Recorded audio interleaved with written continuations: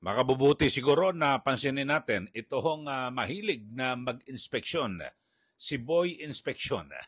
Ito'y tinutukoy natin, ito pong si Agriculture Secretary Francisco Chu Laurel, na kung saan ay madalas ito magpagwapo at mag-inspeksyon sa mga palengke na tinitingnan daw yung presyo po ng bilihin dito po sa ating bansa. Pero kayo ho, yung ating mga suki dito po sa channel, ay bumababa po ba ang presyo ng bilihin, lalo na po sa mga palengke? Kasi madalas po mag-inspeksyon Ito pong si Secretary Chu Laurel, pero wala namang epekto, mga kababayan. At yung pinakahuli ay nagsagawa sila ng inspeksyon diyan po sa Paco, Manila, na kung saan merong mga natuklasan na mga smuggled o pinuslit na sibuyas. O dito ho, lumilitaw ho mga kababayan, kung sila po ay nalusutan, nakapasok ito ng malaya at nailabas diyan po sa Bureau of Customs. Ako, napakasimple lang naman ho. Ito, pakinggan ho natin mga kababayan, ito hong report na ito. Panoorin po ninyo ha. Iimbestigahan na ng Department of Agriculture ang mga naglipa ng smuggled na sibuyas sa mga pamilihan. Yan ay matapos ang isinagawang inspeksyon kaninang umaga ng DA at PNP sa Paco Market sa Maynila. Ayon kay PNP Chief of Directorial Staff Police Lieutenant General Edgar Ocubo, nakita niya mismo ang smuggled na sibuyas na ibinebenta ng 120 pesos per kilo. Bagamat pasok sa price monitoring ng DA, wala raw binigyan ng import permit ang ahensya para sa sibuyas ngayong taon, kaya maituturing itong smuggled. We will try to track down saan yung volume na pinanggagalingan yan for our report to DA. And of course, we did constant collaboration at coordination sa DA for the said confiscation and filing of cases dyan sa mga nag-port niyan, mga warehouse niyan o mga walakihang nagbibiyahe niyan para matigil po yung smuggling na ating mga onions and other products. Susuriin din ng DA ang mga makukuhang sibuyas sa merkado. Ang ilan kasing nasabat noon na smuggled onions, nakitaan ng bacteria at traces ng heavy metal. Papatesting natin number one, kung wala naman health risk, I think ang hinihingi lang natin sa mga retailers dito is makipag-cooperate sa PNP to identify sino nagbenta sa kanila at saan nanggaling. So, tapos, of course, the PNP and the DA probably will go to this, kung saan yun, and trace. Ito-trace lahat yan para makita yung network. Todo bantay na rin ang Department of Agriculture sa posibleng epekto ng pagtaas ng presyo ng petrolyo sa lahat ng pangunahing bilihin, lalo't ang pagbiyahe ng mga pagkain sa iba't ibang lugar, ang isa sa mga posibleng patungan ng mga trader pagdating sa bentahan ng mga ito sa mga palengke at grocery. Para sa Ajay. Puro na lang bantay. Mga kababayan. Pero siguro punahin po natin ito hong sinasabi na wala raw pong inilabas na import permit ang Department of Agriculture. Kung kaya kasi siguro na ito pong sibuyas na nakita po dyan sa Paco Public Market ay smuggled o pinuslit. So lumilitaw ho, kapag ganyan, walang import permit at napunta po sa merkado, ay maliwanag po na nakalusot po yan sa Bureau of Customs kung yan po ay imported. Yun po yung sinasabi ni General Ocobo, dapat makipag-ugnayan kayo sa Bureau of Customs. At bakit may mga nakalabas na mga ganyan, na mga sibuyas smuggled na sibuyas. At kawawa naman po yung ating mga magsasaka.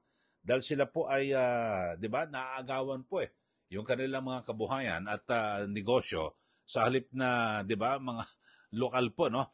Ang kinukonsumo po ng ating mga kababayan. At ayon po, mukhang nakitaan daw na hindi na po healthy, no? At mukhang may bakterya itong sibuyas. So dito ho, ay madalas ganito na nakikita ho natin puro inspection. Alam nyo, sa mga palengke, kasi ang kadalasan nag-i-inspection po sa mga palengke, kawawa po yung ating mga tindera at tindero.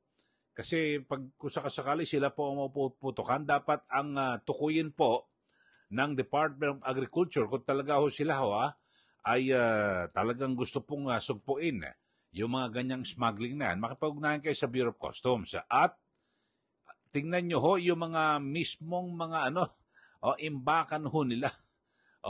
Kasi dyan po sa mga palengke na ho yan, siyempre, yung mga tindero-tindera naman, depende ho yan sa pinagkukunan nila, di ba, na supplier at hindi naman nila makikita na kung malalaman kung yan ba'y pinuslit o yan ba'y smuggled na sibuyas. At ang masaklap po rito, kung smuggled nga ho yan, baka ang maapektuhan na naman yung mga tindero o tindera na wala po silang kaalam-alam at ang tanging nais lang ho nila ay makapaghanap buhay, kumita, bibili po sila sa supplier, tapos papatungan ng kaunti, yun lang ho, para po sa kanilang kabuhayan. So dito ho ay, alam nyo sa mga ganyang inspeksyon, hindi po epektibo yan At dapat ugatin ho, Secretary Chu Laurel, ugatin nyo kung ano ba problema. At siyempre, kadalasan naman sa mga ganyang produkto kasi yung may mga middleman Kaya patuloy na tumataas po yung presyo po ng mga bilihin dahil po sa mga middleman. Siguro ang pinakamainam po na gawin ho ng ating gobyerno, partikular po ng Department of Agriculture, na kayo po ay dumirekta na ho doon sa mga magsasaka. Yun ho, at makatiyak ko kayo na talagang diretso na rin sa mga manininda, sa mga palengke, at pati na rin sa mga mamimili, di po ba? So, ganun ho, ang pinakamainam ho sana na gawin. Kasi puro inspeksyon, hindi naman po bumababa ang presyo na mga bilihin, puro papogi lang po ito si Secretary Chu Laurel. At ewan ko lang ho, mga kababayan, kayo ho, sa ating mga viewers dito po sa ating channel, ay sa ginagawa ho bang inspeksyon sa mga palengke nitong Secretary Chu Laurel, bumababa ang presyo ng bilihin? Hindi naman So, kung parang gusto nyo mapababa yung presyo na yan, tingnan nyo talagang magkano ba talaga ang presyo niyan sa mga sa mga magsasaka. O yun, para makita nyo kung sino ang tumutubo. Kasi kadalasan may mga middleman masaklap nga iba, talagang halos kalahati o doble ho di ba? Yung kanilang kita. Tapos sa mga nagtitinda ho, mga tindero-tindera, katitig na lang ho ang kanilang kinikita. So, yun ho, sana. Kaya lang ho, pinansin lang ho natin, dahil sa hindi po ako nakatesa, parang halos linggo-linggo ay nagsasagawa po ng inspeksyon. Ito pong si Secretary Chu Laurel sa mga palengke. Pero matapos pang inspeksyon, wala naman nangyayari. Di ba, mataas pa rin po ang presyo ng bilihin. Sana ho magka-epekto naman yung kanyang mga ginagawa. Di po ba, na kung saan, magkaroon po ng inspeksyon. At ganyan, bawa, nakita ho, may mga smuggled na sibuyas. O wag nyo na hong papanagutin yung mga tindero-tindero, wala po silang alam. Tanong nyo na lang, sino ba supplier nyo, sino ang pinagkunan nyo ng supply. Ayan, ugatin nyo na saan ba galing at sino bang ang nag-smuggle. Siyempre. Pero dito sa atin, yung mga smuggler, nakalulusot naman Kadalasan yung mga pag nire-raid po yung mga bodega, mga bodegero lang nakakasuhan. Yung mismo nag-import, yung mga malalaki negosyante, wala po. Absuelto at hindi nga ho nakakasuhan. So, yun ho mga kababayan, kawawa ho, lagi yung mga maliliit na mamayan dito po sa ating bansa. So, sana po, kung talagang sincero, ito pong si Secretary Chu Laurel na dito po sa kanyang ginagawang pagbabantay sa mga presyo po ng mga bilihin, ugatin niyo po yung tunay na problema. Wag lang po sa mga palengke. At ngayon ay puro bantay na lang ho. Babantayan daw po yung magiging presyo sa epekto raw ho ng posibleng pagtaas sa presyo po ng produktong petrolyo dahil nga po sa giyera dyan po sa Iran at Israel. Puro bantay na lang. Ano bang gagawin? Dapat may plano na ho. Di po ba, Secretary Chu Laurel?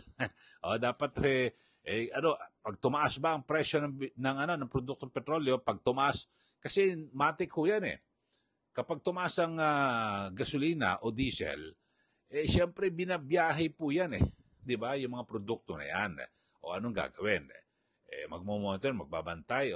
So siguro, tingnan nyo pwede yung mga, alam mo ba, yung mga magsusaka, mabibigyan ng mga subsidiya, lalo't yung iba naman hindi na po ginagamit, mga kalabaw traktora at kinakailangan ng diesel. At iba ba naman, yung pagdadala ng mula po sa bukid patungo po sa mga pamilihan.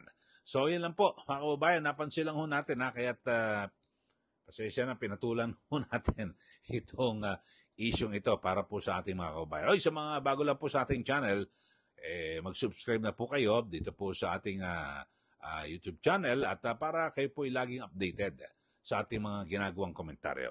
Okay, maraming salamat muli. Ito po si Kylie. Magandang araw po sa ating lahat.